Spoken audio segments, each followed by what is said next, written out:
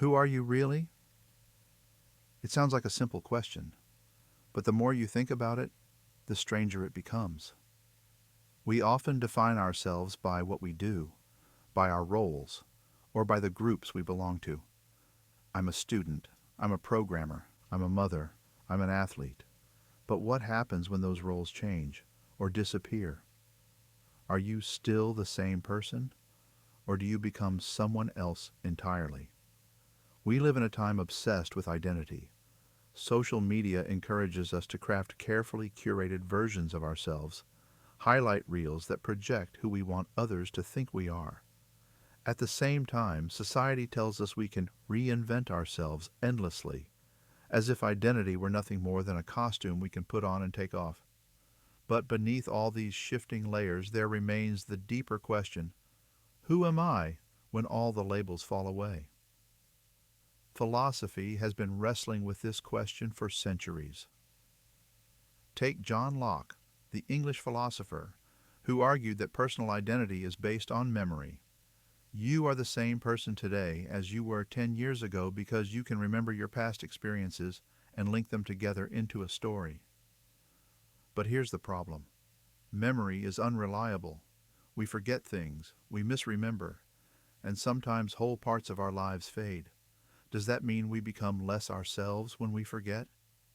David Hume pushed even harder.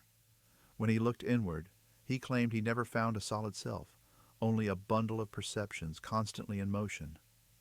For him, identity is more like a flowing river than a fixed point. We are always changing, never static. But if that's true, then what gives us the sense of continuity that makes life intelligible? Why do we feel like the same I? Even though everything about us changes, our bodies, our thoughts, our emotions? Modern psychology adds another layer. Identity is shaped not only by memory, but by narrative.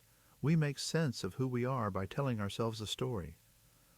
I was this, I went through that, now I am here. The danger is that the story can trap us. If you define yourself only by your trauma, your success, your job, or your failures, your sense of identity becomes fragile. Change the story, and suddenly, you no longer know who you are. In today's culture, identity often gets reduced to labels: political, cultural, personal. But these labels are always partial. They describe something about us, but they can never capture the whole. And when we cling too tightly to them, we risk losing sight of the deeper self beneath the surface. That's why people often experience a kind of crisis when a label they've worn no longer fits. The athlete who can no longer compete, the parent whose children have grown, the worker whose career ends. If identity is only role, what happens when the role disappears? But there's another way of looking at this. Instead of treating identity as a fixed possession, we can see it as a dynamic process. Who you are is not a single moment frozen in time, but a living continuity, a movement that integrates change into a larger whole. Think about a tree. Its leaves change with the seasons, its branches grow and sometimes break, but the tree remains itself through growth and change. Identity works in a similar way. It holds together the flux of life into something coherent. And maybe that's why the question, who am I, is so difficult. Because identity is not just given, and it's not just invented. It's discovered, cultivated, and lived. You are not merely the roles you play, nor the stories you tell, nor the memories you hold. You are the one who lives through all of it. This perspective helps us navigate the modern crisis of identity. When we cling too tightly to shifting markers, status, appearance, success, we set ourselves up for disappointment, because all of those things eventually fade. But when we ground identity in something deeper, our character, our search for truth, our capacity to love, we find a core that remains even as life changes around us. So, who are you, really?